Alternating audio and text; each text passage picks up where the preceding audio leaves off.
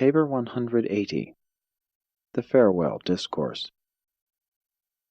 After singing the psalm at the conclusion of the Last Supper, the apostles thought that Jesus intended to return immediately to the camp, but he indicated that they should sit down. Said the Master, "You well remember when I sent you forth without purse or wallet, and even advised that you take with you no extra clothes. And you will all recall that you lacked nothing. But now have you come upon troublous times. No longer can you depend upon the good will of the multitudes. Henceforth, he who has a purse, let him take it with him. When you go out into the world to proclaim this gospel, make such provision for your support as seems best.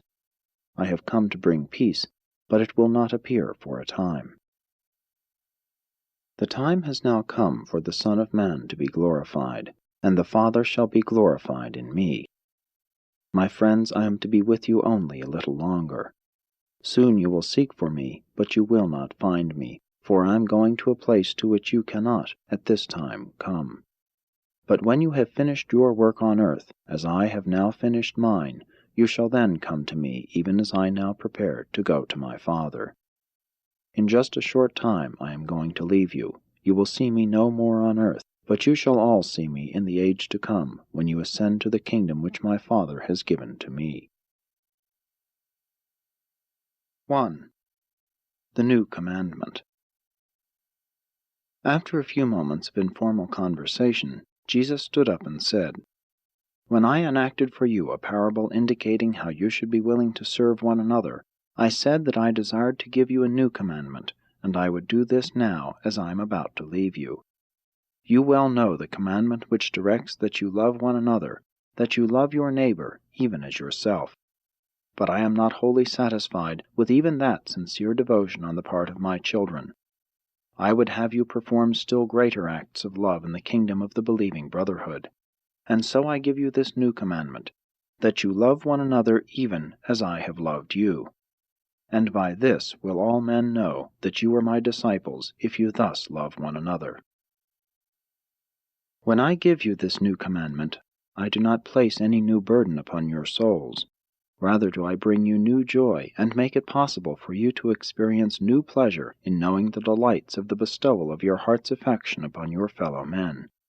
I am about to experience the supreme joy, even though enduring outward sorrow, in the bestowal of my affection upon you and your fellow mortals. When I invite you to love one another, even as I have loved you, I hold up before you the supreme measure of true affection, for greater love can no man have than this, that he will lay down his life for his friends. And you are my friends. You will continue to be my friends if you are but willing to do what I have taught you. You have called me Master, but I do not call you servants. If you will only love one another as I am loving you, you shall be my friends, and I will ever speak to you of that which the Father reveals to me. You have not merely chosen me, but I have also chosen you, and I have ordained you to go forth into the world to yield the fruit of loving service to your fellows, even as I have lived among you and revealed the Father to you. The Father and I will both work with you, and you shall experience the divine fullness of joy if you will only obey my command to love one another, even as I have loved you. If you would share the Master's joy, you must share his love. And to share his love means that you have shared his service. Such an experience of love does not deliver you from the difficulties of this world. It does not create a new world, but it most certainly does make the old world new. Keep in mind, it is loyalty, not sacrifice, that Jesus demands. The consciousness of sacrifice implies the absence of that wholehearted affection which would have made such a loving service a supreme joy. The idea of duty signifies that you are servant-minded, and hence are missing the mighty thrill of doing your service as a friend and for a friend. The impulse of friendship transcends all convictions of duty, and the service of a friend for a friend can never be called a sacrifice. The Master has taught the apostles that they are the sons of God.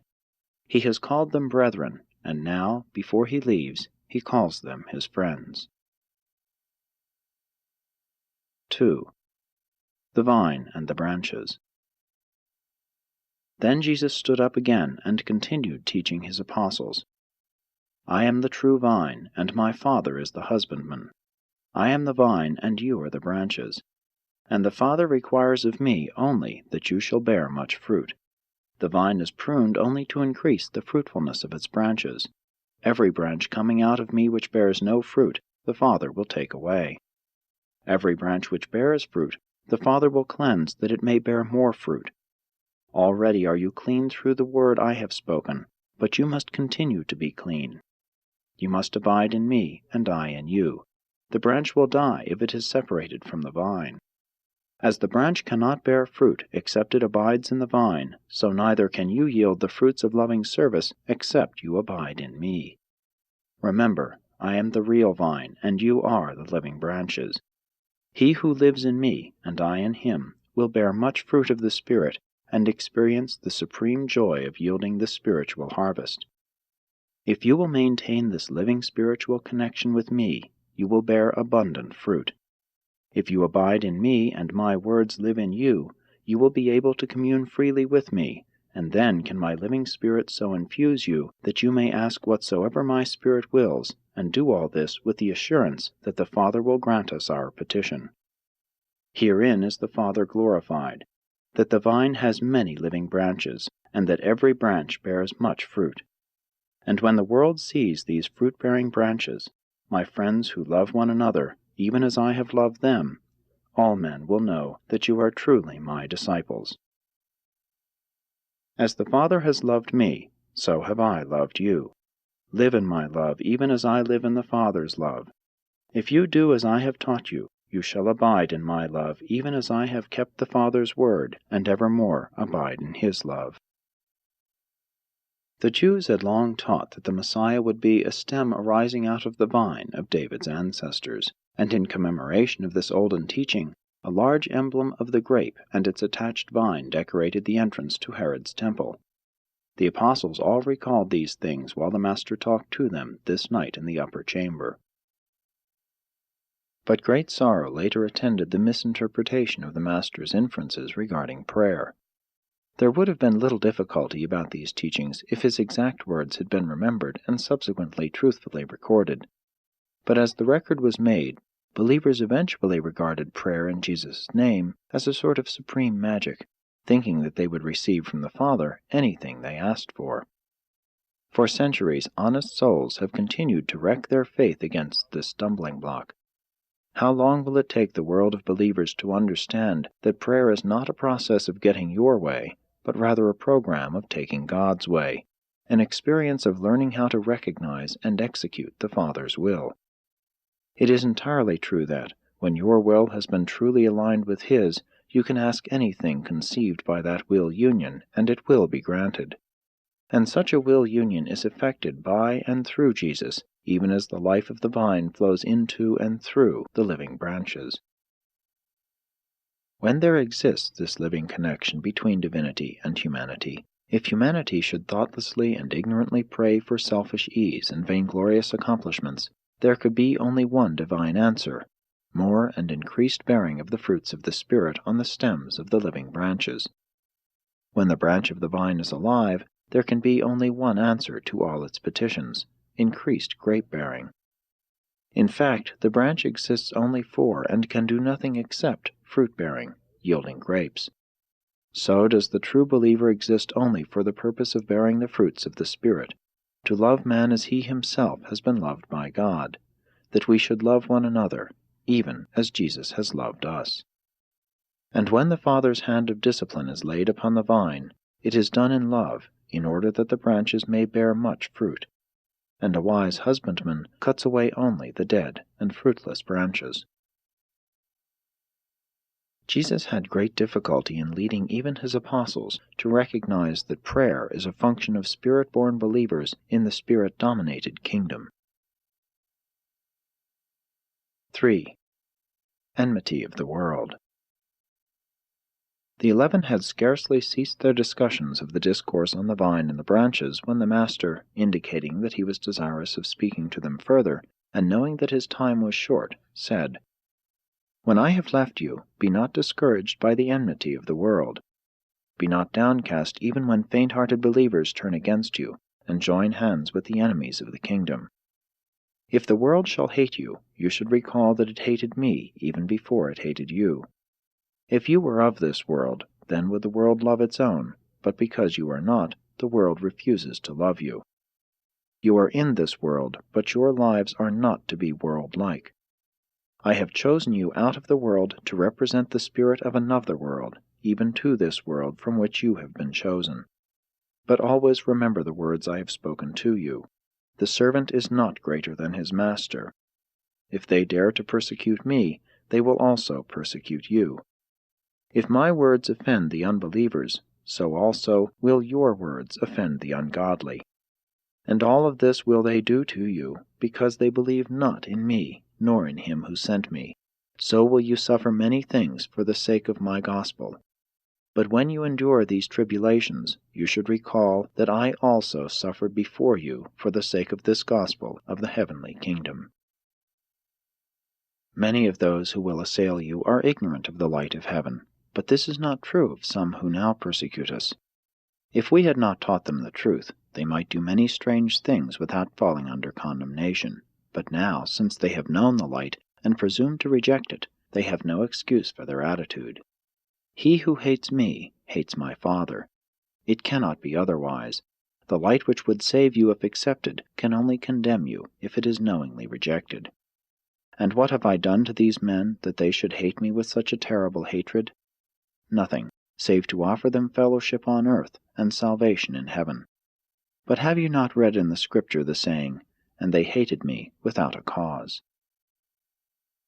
But I will not leave you alone in the world. Very soon after I have gone, I will send you a Spirit helper. You shall have with you one who will take my place among you, one who will continue to teach you the way of truth, who will even comfort you. Let not your hearts be troubled. You believe in God, continue to believe also in me. Even though I must leave you, I will not be far from you. I have already told you that in my Father's universe there are many tarrying places. If this were not true, I would not have repeatedly told you about them. I am going to return to these worlds of light, stations in the Father's heaven, to which you shall sometime ascend. From these places I came into this world, and the hour is now at hand when I must return to my Father's work in the spheres on high. If I thus go before you into the Father's heavenly kingdom, so will I surely send for you, that you may be with me in the places that were prepared for the mortal sons of God before this world was. Even though I must leave you, I will be present with you in spirit, and eventually you shall be with me in person when you have ascended to me in my universe, even as I am about to ascend to my Father in his greater universe. And what I have told you is true and everlasting, even though you may not fully comprehend it. I go to the Father, and though you cannot now follow me, you shall certainly follow me in the ages to come. When Jesus sat down, Thomas arose and said, Master, we do not know where you are going, so of course we do not know the way. But we will follow you this very night, if you will show us the way. When Jesus heard Thomas, he answered, Thomas, I am the way, the truth, and the life. No man goes to the Father except through me. All who find the Father first find me. If you know me, you know the way to the Father. And you do know me, for you have lived with me, and you now see me. But this teaching was too deep for many of the apostles, especially for Philip, who after speaking a few words with Nathanael arose and said, Master, show us the Father, and everything you have said will be made plain. And when Philip had spoken, Jesus said, Philip, have I been so long with you, and yet you do not even now know me? Again do I declare, he who has seen me has seen the Father. How can you then say, Show us the Father? Do you not believe that I am in the Father, and the Father in me? Have I not taught you that the words which I speak are not my words, but the words of the Father? I speak for the Father, and not of myself. I am in this world to do the Father's will, and that I have done. My Father abides in me and works through me. Believe me when I say that the Father is in me, and that I am in the Father, or else believe me for the sake of the very life I have lived, for the work's sake." As the Master went aside to refresh himself with water, the 11 engaged in a spirited discussion of these teachings, and Peter was beginning to deliver himself of an extended speech when Jesus returned and beckoned them to be seated. 4. The Promised Helper. Jesus continued to teach, saying, "When I have gone to the Father, and after he has fully accepted the work I have done for you on earth, and after I have received the final sovereignty of my own domain, I shall say to my Father, having left my children alone on earth, it is in accordance with my promise to send them another teacher.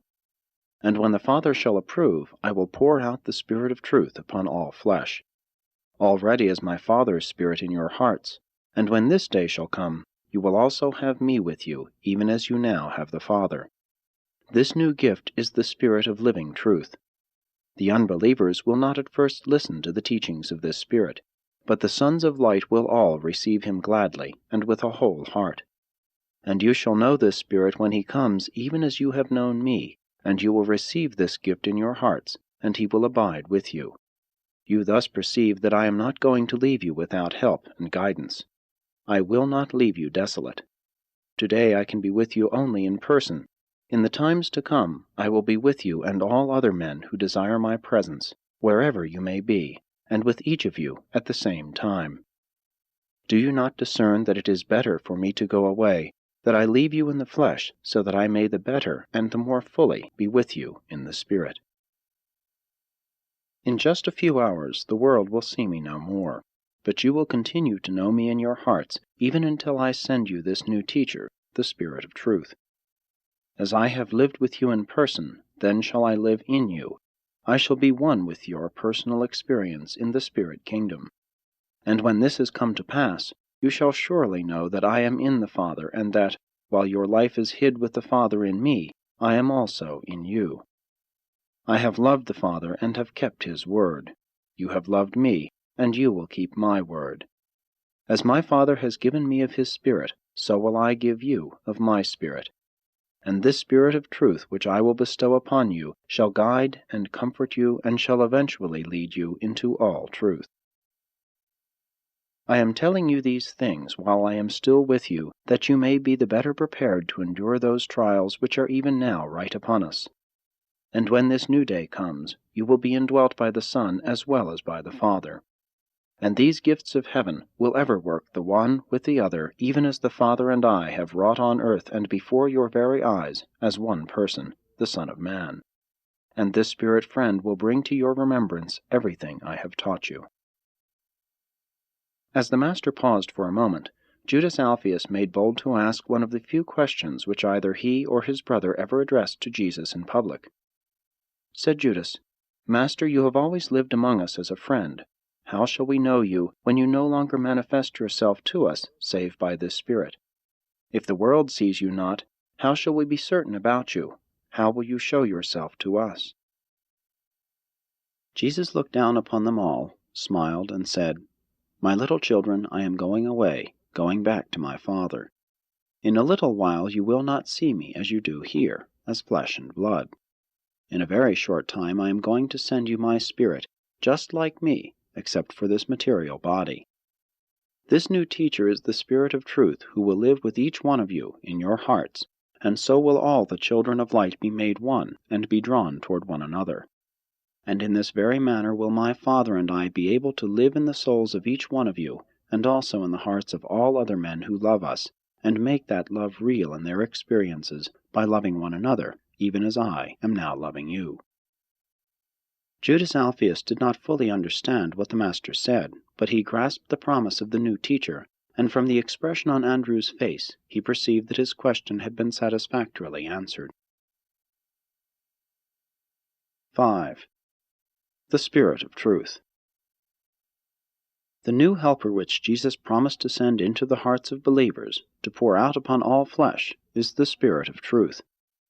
This divine endowment is not the letter or law of truth, neither is it to function as the form or expression of truth. The new teacher is the conviction of truth, the consciousness and assurance of true meanings on real spirit levels. And this new teacher is the spirit of living and growing truth, expanding, unfolding, and adaptative truth. Divine truth is a spirit-discerned and living reality. Truth exists only on high spiritual levels of the realization of divinity and the consciousness of communion with God. You can know the truth, and you can live the truth. You can experience the growth of truth in the soul and enjoy the liberty of its enlightenment in the mind. But you cannot imprison truth in formulas, codes, creeds, or intellectual patterns of human conduct. When you undertake the human formulation of divine truth, it speedily dies.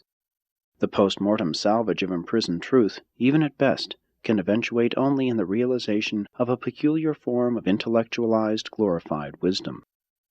Static truth is dead truth, and only dead truth can be held as a theory. Living truth is dynamic and can enjoy only an experiential existence in the human mind. Intelligence grows out of a material existence which is illuminated by the presence of the cosmic mind. Wisdom comprises the consciousness of knowledge elevated to new levels of meaning and activated by the presence of the universe endowment of the adjutant of wisdom. Truth is a spiritual reality value experienced only by spirit-endowed beings who function upon supermaterial levels of universe consciousness, and who, after the realization of truth, permit its spirit of activation to live and reign within their souls. The true child of universe insight looks for the living spirit of truth in every wise saying. The God-knowing individual is constantly elevating wisdom to the living truth levels of divine attainment. The spiritually unprogressive soul is all the while dragging the living truth down to the dead levels of wisdom and to the domain of mere exalted knowledge. The Golden Rule, when divested of the superhuman insight of the Spirit of Truth, becomes nothing more than a rule of high ethical conduct. The Golden Rule, when literally interpreted, may become the instrument of great offense to one's fellows. Without a spiritual discernment of the Golden Rule of wisdom, you might reason that, since you are desirous that all men speak the full and frank truth of their minds to you, you should therefore fully and frankly speak the full thought of your mind to your fellow beings. Such an unspiritual interpretation of the Golden Rule might result in untold unhappiness and no end of sorrow. Some persons discern and interpret the Golden Rule as a purely intellectual affirmation of human fraternity. Others experience this expression of human relationship as an emotional gratification of the tender feelings of the human personality. Another mortal recognizes this same Golden Rule as the yardstick for measuring all social relations, the standard of social conduct. Still others look upon it as being the positive injunction of a great moral teacher who embodied in this statement the highest concept of moral obligation as regards all fraternal relationships. In the lives of such moral beings, the Golden Rule becomes the wise center and circumference of all their philosophy. In the kingdom of the believing brotherhood of God-knowing truth lovers, this Golden Rule takes on living qualities of spiritual realization on those higher levels of interpretation which cause the mortal sons of God to view this injunction of the Master as requiring them so to relate themselves to their fellows that they will receive the highest possible good as a result of the believer's contact with them. This is the essence of true religion, that you love your neighbor as yourself. But the highest realization and the truest interpretation of the Golden Rule consists in the consciousness of the spirit of the truth of the enduring and living reality of such a divine declaration. The true cosmic meaning of this rule of universal relationship is revealed only in its spiritual realization, in the interpretation of the law of conduct by the Spirit of the Son to the Spirit of the Father that indwells the soul of mortal man. And when such spirit-led mortals realize the true meaning of this Golden Rule, they are filled to overflowing with the assurance of citizenship in a friendly universe, and their ideals of spirit reality are satisfied only when they love their fellows as Jesus loved us all, and that is the reality of the realization of the love of God. This same philosophy of the living flexibility and cosmic adaptability of divine truth to the individual requirements and capacity of every son of God must be perceived before you can hope adequately to understand the Master's teaching and practice of non-resistance to evil. The Master's teaching is basically a spiritual pronouncement. Even the material implications of his philosophy cannot be helpfully considered apart from their spiritual correlations. The spirit of the Master's injunction consists in the non-resistance of all selfish reaction to the universe, coupled with the aggressive and progressive attainment of righteous levels of true spirit values, divine beauty, infinite goodness, and eternal truth, to know God and to become increasingly like Him. Love, unselfishness, must undergo a constant and living readaptative interpretation of relationships in accordance with the leading of the Spirit of Truth. Love must thereby grasp the ever-changing and enlarging concepts of the highest cosmic good of the individual who is loved. And then love goes on to strike this same attitude concerning all other individuals who could possibly be influenced by the growing and living relationship of one spirit-led mortal's love for other citizens of the universe. And this entire living adaptation of love must be effected in the light of both the environment of present evil and the eternal goal of the perfection of divine destiny. And so must we clearly recognize that neither the Golden Rule nor the teaching of non-resistance can ever be properly understood as dogmas or precepts. They can only be comprehended by living them, by realizing their meanings in the living interpretation of the Spirit of Truth, who directs the loving contact of one human being with another. And all this clearly indicates the difference between the old religion and the new. The old religion taught self-sacrifice, the new religion teaches only self-forgetfulness, and hence self-realization in conjoined social service and universe comprehension. The old religion was motivated by fear consciousness. The new gospel of the kingdom is dominated by truth conviction, the spirit of eternal and universal truth. And no amount of piety or creedal loyalty can compensate for the absence in the life experience of kingdom believers of that spontaneous, generous, and sincere friendliness which characterizes the spirit-born sons of the living God. Neither tradition nor a ceremonial system of formal worship can atone for the lack of genuine compassion for one's fellows. 6. The necessity for leaving. After Peter, James, John, and Matthew had asked the Master numerous questions, he continued his farewell discourse by saying, "And I am telling you about all this before I leave you, in order that you may be so prepared for what is coming upon you that you will not stumble into serious error.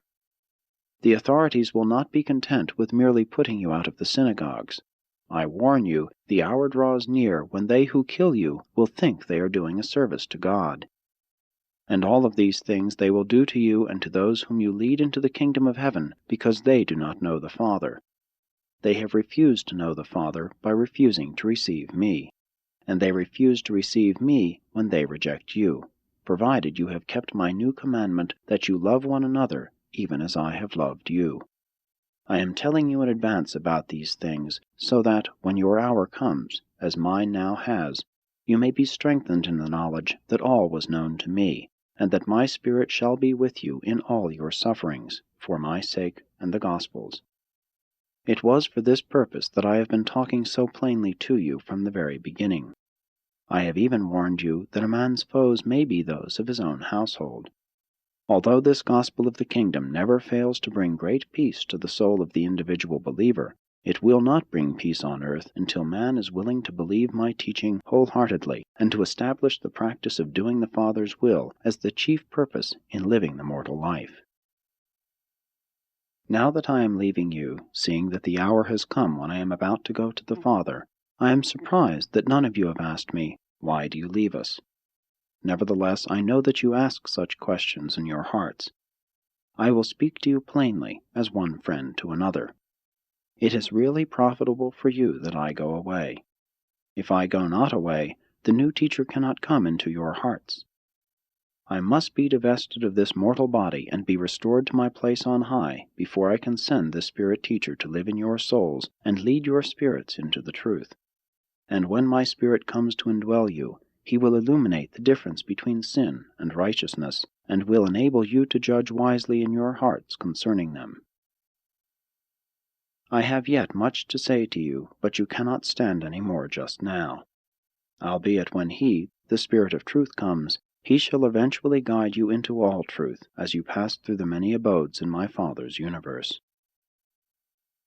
The Spirit will not speak of himself, but he will declare to you that which the Father has revealed to the Son, and he will even show you things to come.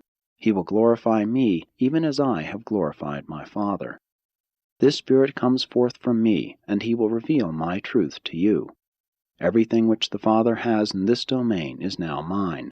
Wherefore did I say that this new teacher would take of that which is mine, and reveal it to you. In just a little while I will leave you for a short time. Afterward, when you see me again, I shall already be on my way to the Father, so that even then you will not see me for long. While he paused for a moment, the apostles began to talk with each other. What is this that he tells us? In just a little while I will leave you, and when you see me again, it will not be for long, for I will be on my way to the Father. What can he mean by this little while, and not for long? We cannot understand what he is telling us. And since Jesus knew they asked these questions, he said, Do you inquire among yourselves about what I meant when I said that in a little while I would not be with you, and that when you would see me again, I would be on my way to the Father? I have plainly told you that the Son of Man must die, but that he will rise again. Can you not then discern the meaning of my words? You will first be made sorrowful, but later on will you rejoice with many who will understand these things after they have come to pass. A woman is indeed sorrowful in the hour of her travail, but when she is once delivered of her child, she immediately forgets her anguish in the joy of the knowledge that a man has been born into the world. And so are you about to sorrow over my departure, but I will soon see you again, and then will your sorrow be turned into rejoicing, and there shall come to you a new revelation of the salvation of God, which no man can ever take away from you. And all the worlds will be blessed in this same revelation of life in effecting the overthrow of death. Hitherto have you made all your requests in my Father's name. After you see me again, you may also ask in my name, and I will hear you. Down here I have taught you in proverbs and spoken to you in parables. I did so because you were only children in the Spirit, but the time is coming when I will talk to you plainly concerning the Father and his kingdom. And I shall do this because the Father himself loves you and desires to be more fully revealed to you.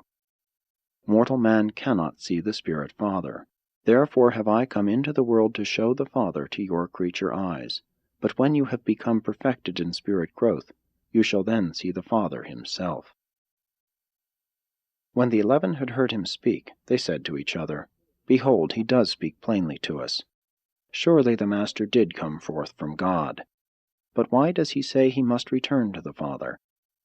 And Jesus saw that they did not even yet comprehend him. These 11 men could not get away from their long-nourished ideas of the Jewish concept of the Messiah. The more fully they believed in Jesus as the Messiah, the more troublesome became these deep-rooted notions regarding the glorious material triumph of the kingdom on earth.